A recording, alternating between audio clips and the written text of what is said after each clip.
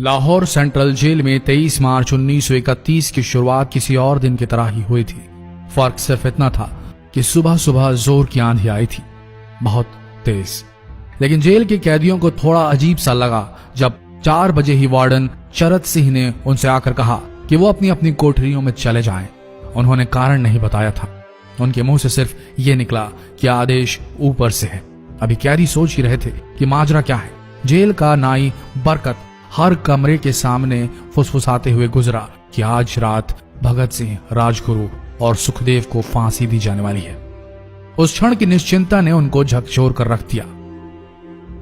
कैदियों ने बरकत से मनुहार की कि वो फांसी के बाद भगत सिंह की कोई भी चीज जैसे पेन, कंघा या घड़ी उन्हें ला कर दें ताकि वो अपने पोते पोतियों को बता सकें कि कभी वो भी भगत सिंह के साथ जेल में बंद थे।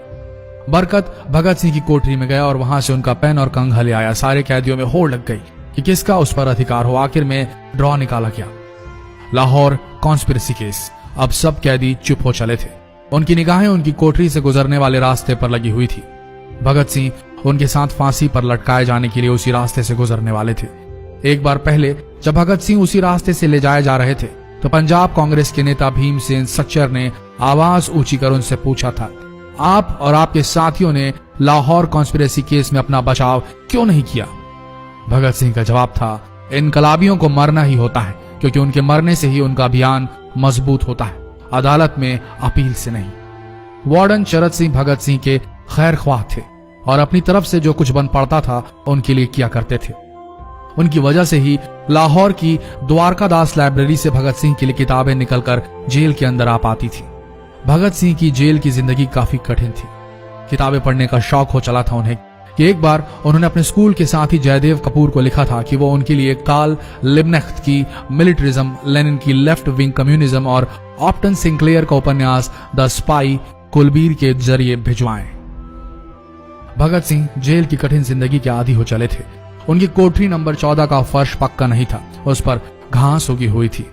कोठरी में बस इतनी ही जगह थी कि उनका 5 फुट 10 इंच का शरीर बमुश्किल उसमें लेट पाए। भगत सिंह को फांसी दिए जाने से 2 घंटे पहले उनके वकील प्राणनाथ मेहता उनसे मिलने पहुंचे। मेहता ने बाद में लिखा कि भगत सिंह अपनी छोटी सी कोठरी में पिंजड़े में बंद शेर की तरह चक्कर लगा रहे थे। इनकलाब जिंदाबाद। उन्होंने मुस्कुराकर मेहता को स्वागत किया और पूछा कि आप मेरी किताब रिवोल्यूशनरी लेनिन लाए या नहीं। जब मेहता ने उन्हें किताब दी तो वे उसे उसी समय पढ़ने लगे मानो उनके पास अब ज्यादा समय न बचा। मेहता ने उनसे पूछा कि क्या आप देश को कोई संदेश देना चाहेंगे? भगत सिंह ने किताब से अपना मुंह हटाए बगैर कहा, सिर्फ 2 संदेश, साम्राज्यवाद मुर्दाबाद और इनकलाब जिंदाबाद। इसके बाद भगत सिंह ने मेहता से कहा कि वो पंडित नेहरू और सुभाष चंद्र बोस को मेरा धन्यवाद पहुंचा दे जिन्होंने मेरे केस में गहरी रुचि ली थी। भगत सिंह से मिलने के बाद मेहता राजगुरु से मिलने उनकी कोठरी पहुंचे। राजगुरु के अंतिम शब्द थे, हम लोग जल्द मिलेंगे। सुखदेव ने मेहता को याद दिलाया कि वो उनकी मौत के बाद जेलर से वो कैरम बोर्ड ले लें जो उन्होंने उन्हें कुछ महीने पहले दिया था। मेहता के जाने के थोड़ी देर बाद जेल अधिकारियों ने तीनों क्रांतिकारियों को बता दिया कि उनको वक्त से 12 घंटे पहले ही फांसी दी जा रही है। अगले दिन सुबह 6 बजे की बजाय उन्हें उसी शाम 7 बजे फांसी पर चढ़ा दिया जाएगा। भगत सिंह मेहता द्वारा दी गई किताब के कुछ पन्ने ही पढ़ पाए थे। उनके मुंह से निकला, क्या आप मुझे इस किताब का एक अध्याय भी खत्म करने नहीं देंगे? भगत सिंह ने जेल के मुस्लिम सफाई कर्मचारी बेबे से अनुरोध किया कि वो उनके लिए उनको फांसी दिए जाने से 1 दिन पहले शाम को अपने घर से खाना जरूर लाएं। लेकिन बेबे भगत सिंह की इच्छा पूरी नहीं कर सके क्योंकि भगत सिंह को 12 घंटे पहले फांसी देने का फैसला ले लिया गया और बेबे जेल के गेट के अंदर ही नहीं घुस पाए। थोड़ी देर बाद तीनों क्रांतिकारियों को फांसी की तैयारी के लिए उनकी कोठरियों से बाहर निकाला गया। भगत सिंह, राजगुरु और सुखदेव ने अपने हाथ जोड़े और अपना प्रिय आजादी गीत गाने लगे। कभी वो दिन भी आएगा कि जब आजाद होंगे हम, या अपनी ही जमीन होगी या अपना आसमान होगा। फिर इन तीनों का एक एक करके वजन लिया गया। सबके वजन बढ़ गए थे। इन सब से कहा गया कि अपना आखिरी स्नान करें। फिर उनको काले कपड़े पहनाए गए लेकिन उनके चेहरे खुले रहने दिए गए। चरत सिंह ने भगत सिंह के कान में फुसफुसा कर कहा कि वाहिगुरु को याद करो। फांसी का तख्ता भगत सिंह लिए बोले, पूरी जिंदगी मैंने ईश्वर को याद नहीं किया। असल में मैंने कई बार गरीबों के कलेश के लिए ईश्वर को कोसा भी है। अगर मैं अब उनसे माफी मांग लूं तो वो कहेंगे कि इससे बड़ा डरपोक कोई नहीं। इसका अंत नजदीक आ रहा है, इसलिए ये माफी मांग रहा है।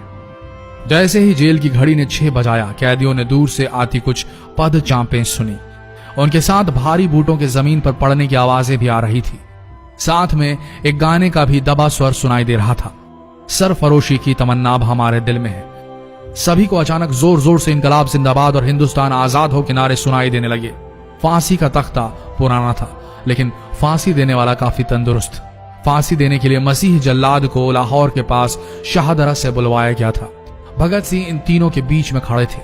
भगत सिंह अपनी मां को दिया गया वो वचन पूरा करना चाहते थे कि वो फांसी के तख्ते से इनकलाब जिंदाबाद का नारा लगाएंगे।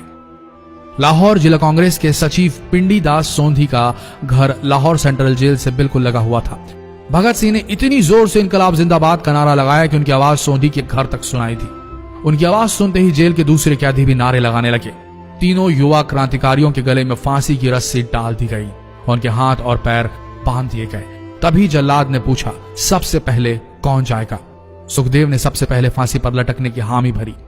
जल्लाद ने एक एक कर रस्सियां खींची और उनके पैरों के नीचे लगे तख्तों को पैर मारकर हटा दिया।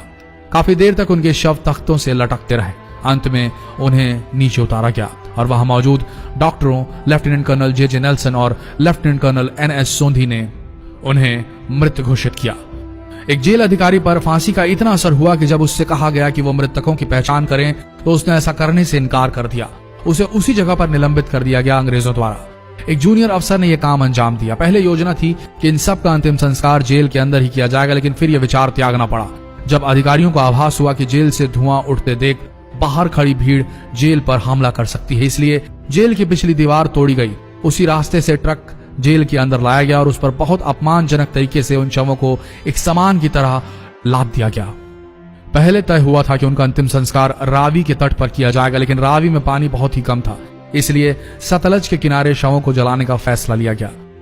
उनके पार्थिव शरीर को फिरोजपुर के पास सतलज के किनारे लाया गया।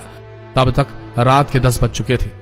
इस बीच उप पुलिस अधीक्षक कसूर सुदर्शन सिंह कसूर गांव से एक पुजारी जगदीश अचरज को बुला लाए। अभी उनमें आग लगाई ही गई थी कि लोगों को इसके बारे में पता चल गया। जैसे ही ब्रितानी सैनिकों ने लोगों को अपनी तरफ आते देखा, वो शवों को वहीं छोड़कर अपने वाहनों की तरफ भागे। सारी रात गांव के लोगों ने उन शवों के चारों ओर पहरा दिया। अगले दिन दोपहर के आसपास जिला मजिस्ट्रेट की दस्तखत के साथ लाहौर के कई इलाकों में नोटिस चिपकाया गया, जिसमें बताया गया कि भगत सिंह, सुखदेव और राजगुरु का सतलज के किनारे हिंदू सिख रीति से अंतिम संस्कार कर दिया गया है। तो ये थे भगत सिंह की जिंदगी के वो 12 आखिरी घंटे। आशा करते हैं इस वीडियो में सुनाई गई ये कहानी आज युवा पीढ़ी के दिलों में मर चुके देशभक्ति को जगाने में कामयाब होंगे। जितना हो सके इस संदेश को पूरे देश में पहुंचाएं। इस वीडियो को शेयर करें फेसबुक पर, व्हाट्सएप पर, और हो सके तो इस पेज को फॉलो करें ताकि ऐसे ही वीडियोस आप तक सही समय पर पहुंच सके। मिलते हैं अगले वीडियो में, तब तक के लिए आप सबका धन्यवाद।